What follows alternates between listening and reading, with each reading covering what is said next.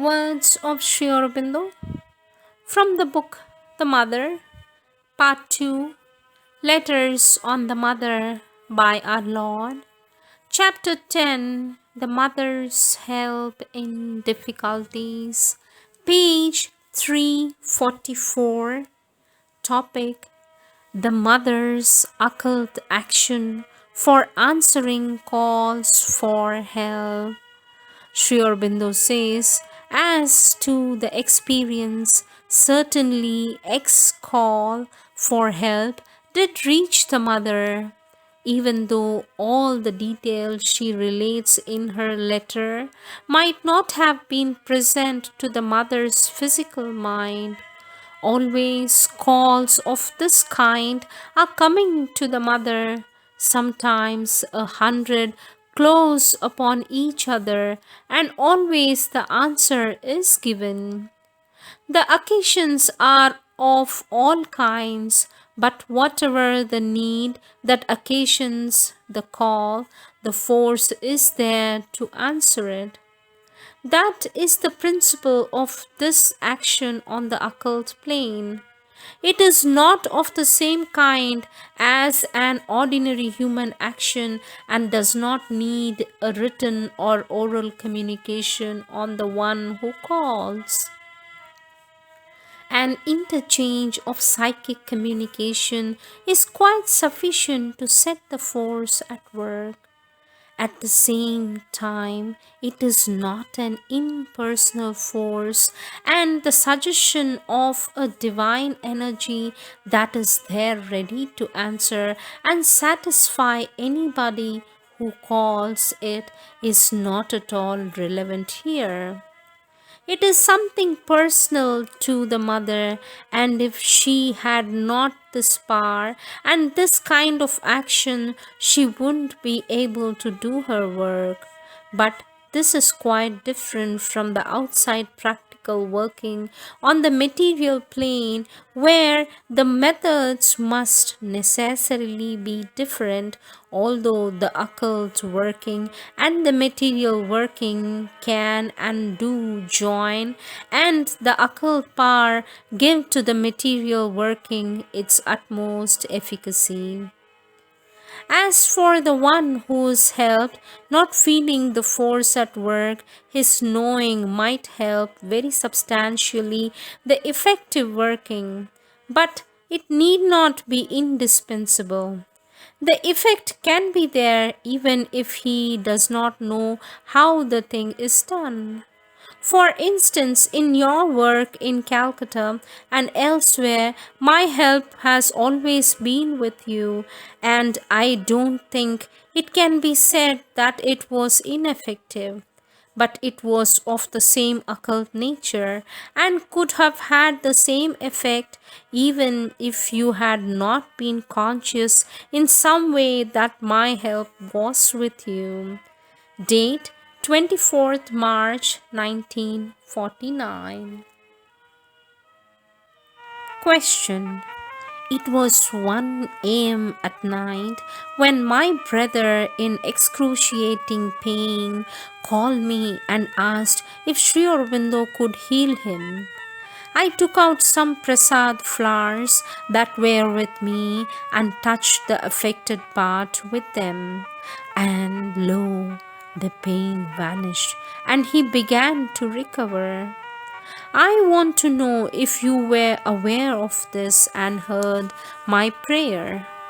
For the Sri Aurobindo says, what happens in such cases is that when someone is accepted, the mother sends out something of herself to him, and this is with him wherever he goes, and is always in connection with her being here. So, when he does anything like what you did in this case, with faith and bhakti, it reaches out through that emanation of herself which is with him, the mother's consciousness, inner or outer, and the force goes in return for the result. Next topic, wrong ideas about the mothers listening to calls. Question. When X complained to me about her difficulty, I told her that it could be removed by calling the mother's help. But she argued that there was no hope for the calls of a newcomer like herself to be heard by the mother.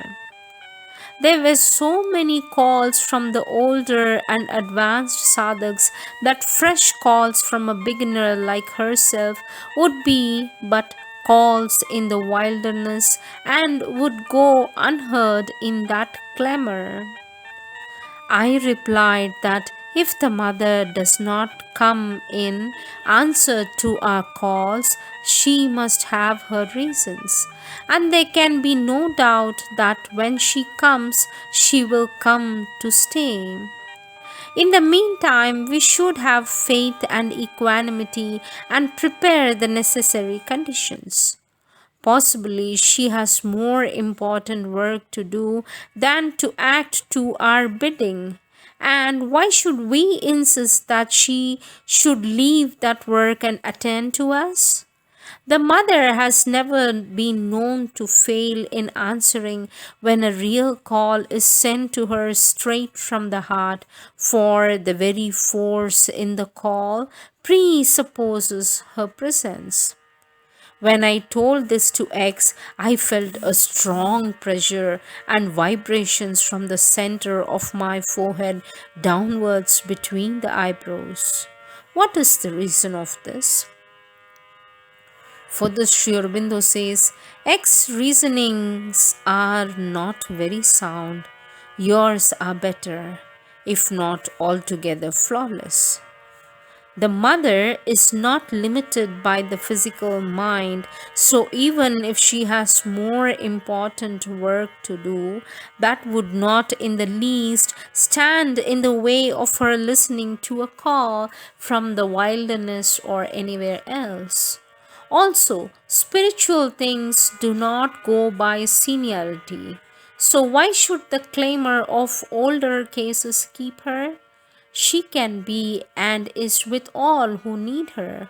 So, your mother does not come, will not come, is not quite to the point, but the rest of your answer is.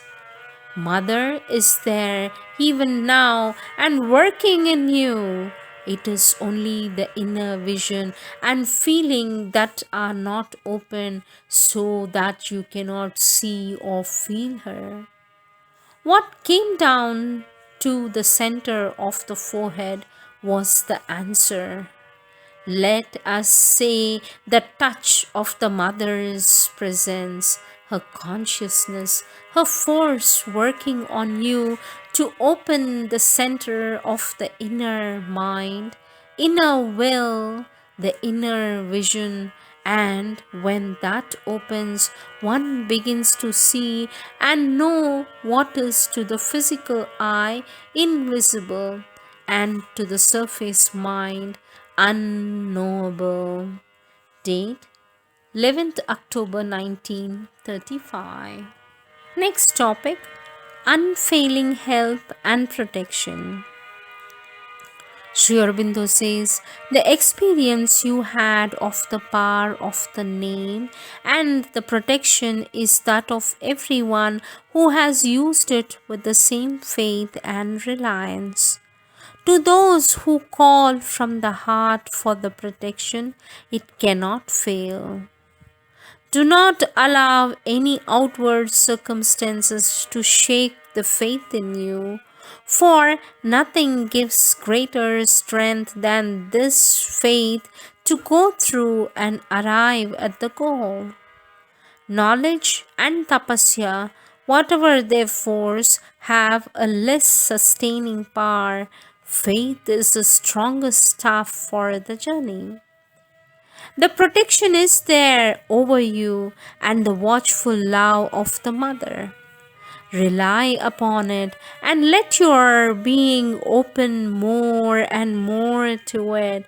Then it will repel all attacks and always uphold you. Date 8th October 1936.